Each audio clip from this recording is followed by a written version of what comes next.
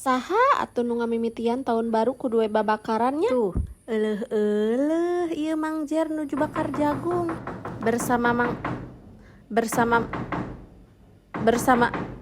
Azka yang lagi nampolan suluh. Kenapa pakai suluh? Karena miwarang si Ucok meser areng anu teu daek datangnya, guys. Ka mana wae cenah ieu teh? Duh kalahnya dasar si Ucok markucok. BTW in the busway malam tahun baru anu ayeuna mah sim kuring teh kieu we ngasuh barondongnya, guys. Tuhnya guys, ari tos tempona asak masih Ucok markucok teh datang geuranya bari unyah enyoh wae, ya Allah. Bisaan datangna teh ngepas-ngepas kana sate pas asak pas manehna datang. Mana Ucok areng cenah teh. Ucok. Jeng.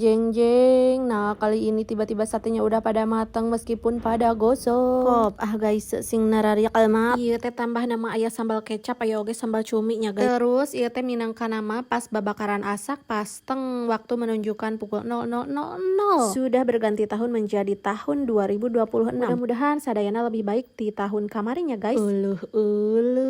Gusti nu agung. Tingali caritana ieu budak kakara cenah manggih sambal cumi.